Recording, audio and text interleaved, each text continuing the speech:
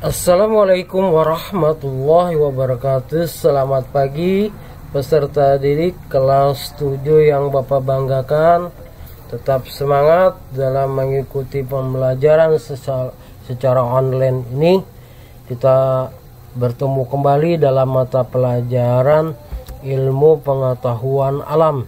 Sebelum kita memulai pembelajaran kali ini, kita buka dulu bersama-sama dengan membaca basmalah. Bismillahirrahmanirrahim.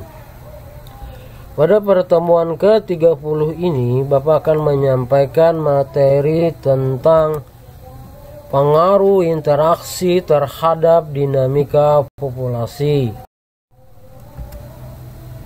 Tujuan pembelajarannya adalah peserta didik diharapkan mampu menjelaskan pengaruh interaksi terhadap dinamika populasi. Pertama, pengaruh interaksi terhadap dinamika populasi. Nah, pada uraian sebelumnya, pada pertemuan ke-29, kita sudah mempelajari bahwa setiap makhluk hidup selalu berinteraksi dengan lingkungannya, baik dengan makhluk hidup lain ataupun dengan benda tak hidup di sekitarnya. Selain itu, kalian juga sudah mempelajari tentang populasi. Masih ingat apa itu populasi? Ya, populasi merupakan sekelompok individu sejenis yang menempati suatu tempat pada saat tertentu. Ya. Nah, bagaimana pengaruh perubahan populasi terhadap ekosistem? Untuk lebih jelasnya, perhatikan gambar jaring-jaring makanan berikut ini. Nah, perhatikan di sini ada dimakan belalang, dimakan kodok. Ya, kodok makan belalang, atau kodok dimakan ular, ular mati diuraikan oleh pengurai. Ya. Nah, berdasarkan jaring-jaring makanan tersebut, jika salah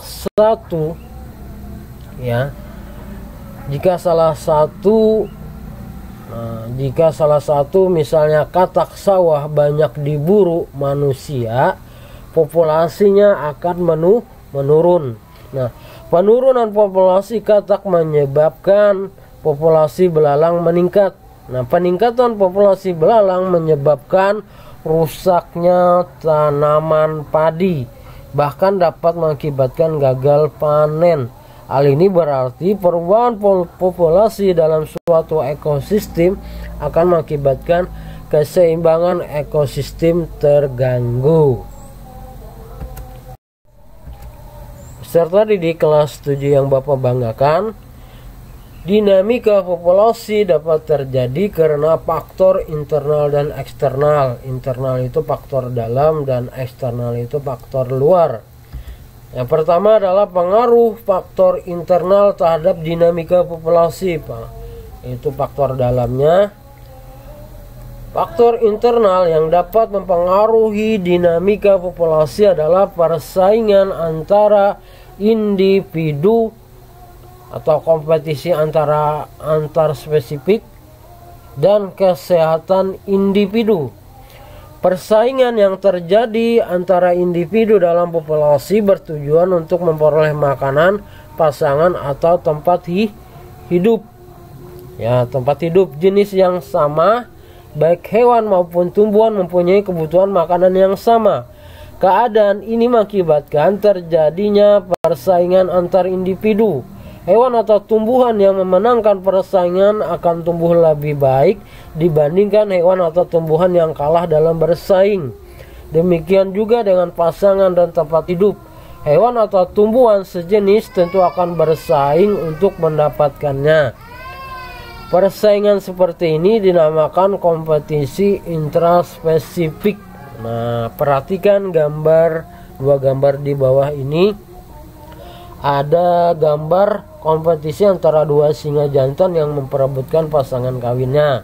Kemudian yang di sampingnya adalah gambar sesama tanaman padi berkompetisi untuk memperoleh unsur hara, air, dan sinar matahari. Kondisi kesehatan individu juga termasuk pengaruh internal tadi.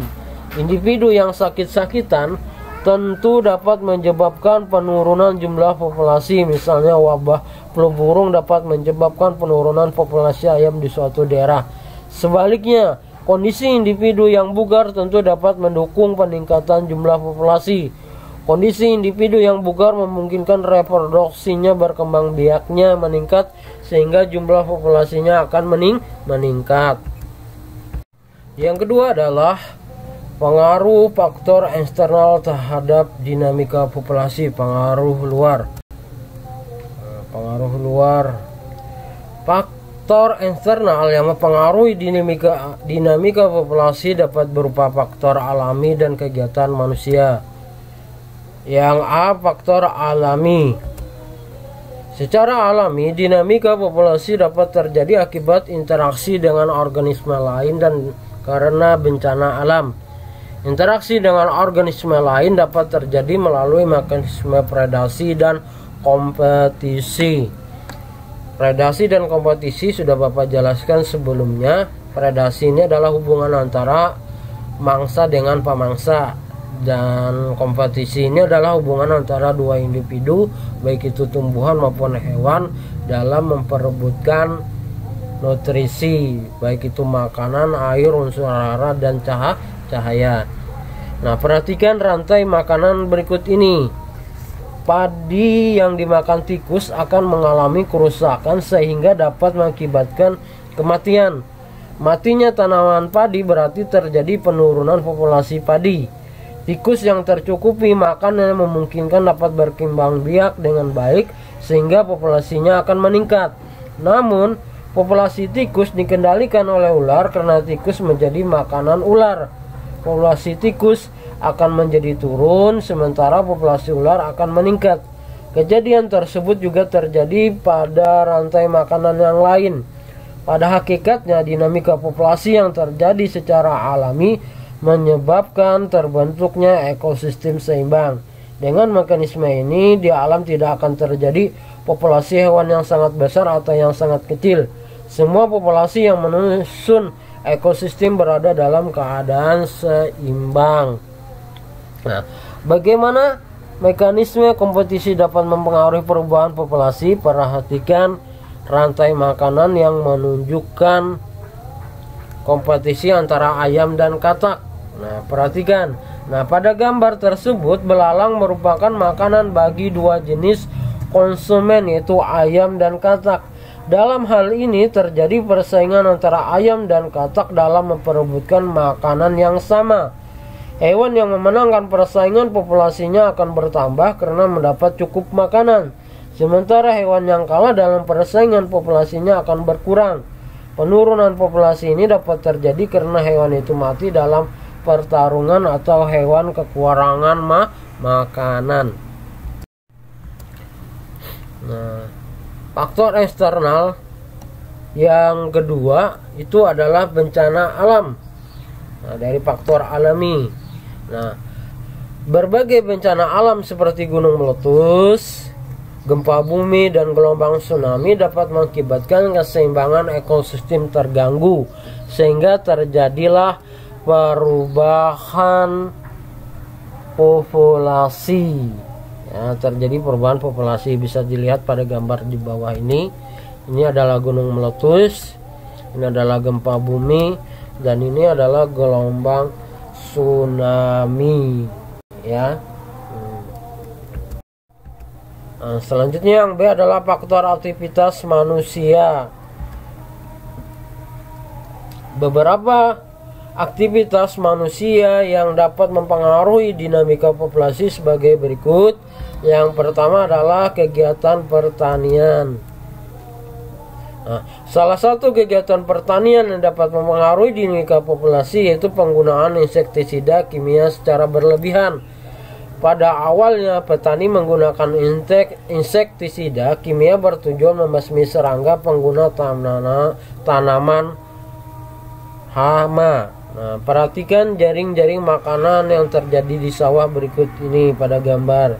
Nah, dalam jaring-jaring makanan tersebut, jika ulat dan belalang mati akibat penggunaan insektisida kimia, populasi burung pemakan serangga dan burung elang juga akan mengalami penurunan. Dalam jangka panjang, kedua jenis burung ini akan punah karena kehilangan sumber makanannya. Penggunaan pestisida kimia juga berdampak pada hewan-hewan yang hidup di sungai. Pestisida kimia yang disemprotkan sebagian akan masuk ke aliran sungai. Hewan-hewan di sungai akan mati sehingga mengakibatkan penurunan populasi.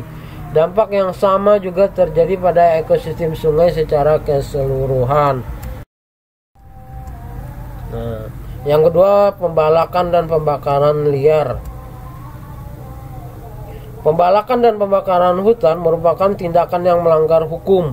Dampak pembalakan liar tidak hanya dirasakan oleh hewan dan tumbuhan yang menghuni hutan. Manusia pun menerima dampaknya. Dampak yang mungkin terjadi yaitu kekeringan, tanah longsor, dan banjir. Perhatikan gambar berikut. Nah, ini pembalakan liar, hutan jadi gundul. Ini kekeringan tadi, tidak ada pohon sebagai penahan air. Tanah longsor ini juga tidak ada pohon, tidak ada hutan, sehingga tanah jadi longsor dan terjadilah yang namanya banjir. Nah, selanjutnya adalah pembukaan lahan. Pembukaan lahan biasanya digunakan untuk membangun perumahan, perkantoran, lokasi industri, atau sarana pariwisata. Yang keempat, kegiatan penambangan.